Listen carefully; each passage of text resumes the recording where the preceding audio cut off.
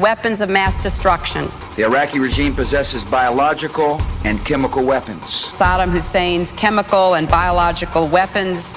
The regime is seeking a nuclear bomb. And his nuclear program.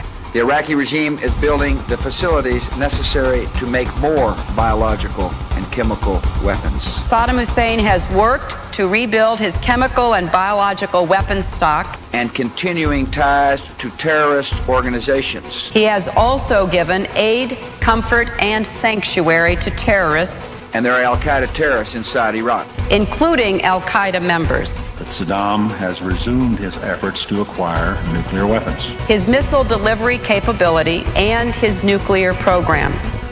Who will govern Iraq when Saddam Hussein is removed? And what role will the U.S. play in ensuing civil war that could develop in that country?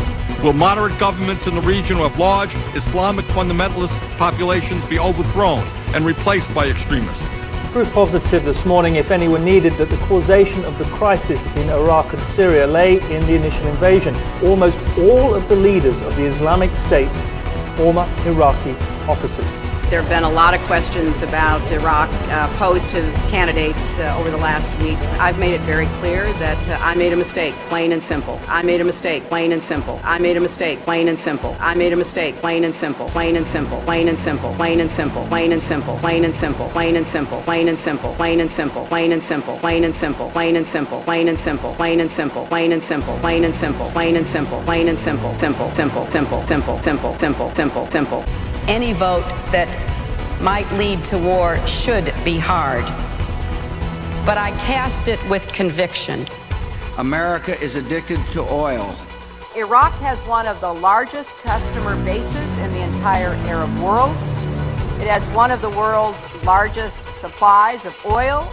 And so it's time for the United States to start thinking of Iraq as a business opportunity. As we look at this most important question of who our next commander-in-chief could be and what qualities we look for in them, we can tell what they will do by looking at their past. I have not heard Secretary Clinton actually apologize to my brothers and sisters in uniform, military families, for her vote for the Iraq war. This is what we call smart power, showing respect even for one's enemies. I am very pleased to welcome Minister Gaddafi here to the State Department. We deeply value the relationship between the United States and Libya. We have many opportunities to deepen and broaden our cooperation. Thank you. We're delighted you're here. Thank you all. In the years ahead, Libya could become a peaceful democracy, or it could descend into chaos.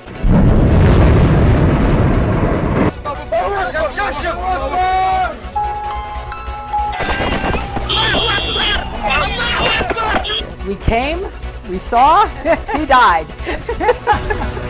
These poor immigrants live in Benghazi. When I was coming from my work, there were cars after me, chasing me. I said I should stop. I can't stop because they were holding cutlass and dangerous weapon with them.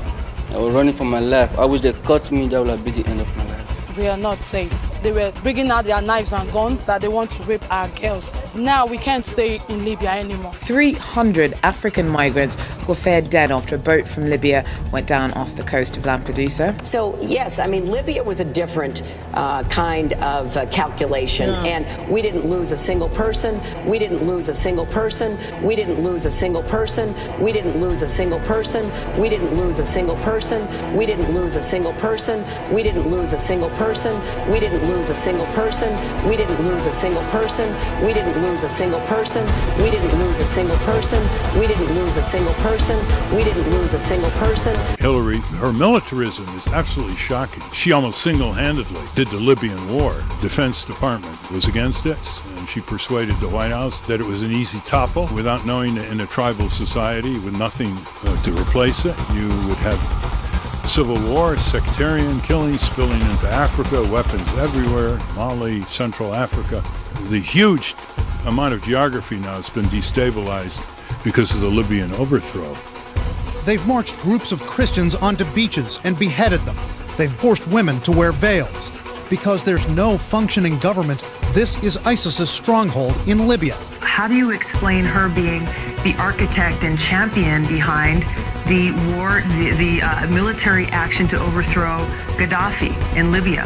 And when you look at the result of that action and that mission that she set out upon, we've got a failed state full of chaos, thousands of lives lost, and now ISIS and Al-Qaeda having a stronghold in that country.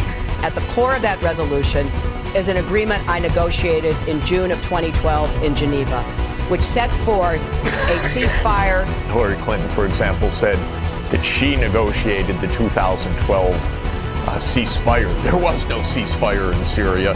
She was the reason why the ceasefire never took place then, because she has backed a CIA-led attempt at regime change that has led to a bloodbath. So now we're going to turn to the Russians for help. Why are we turning to the Russians? Well, I hope we're not turning to the Russians. I do believe, and I've said this, that we should be putting together a coalition to support a no-fly zone. Why is she championing this war to overthrow the Syrian government of Assad and essentially promising to escalate that war if she's elected as president by implementing a so-called no-fly zone? Taking this action would put us directly in conflict with Russia. Hillary and Bernie differ very greatly, and where there's a clear choice for those who are going to be voting tomorrow and in the coming states about what they're looking for in that commander-in-chief. Secretary Clinton is too much into regime change and a little bit too aggressive without knowing what the unintended consequences might be. Yes, we could get rid of Saddam Hussein, but that destabilized the entire region. Yes, we could get rid of Gaddafi, a terrible dictator, but that created a vacuum for ISIS. Yes, we could get rid of Assad tomorrow, but that would create another political vacuum that would benefit ISIS. So I think, yeah, regime change is easy. Getting rid of dictators is easy. But before you do that, you got to think about what happens the day after.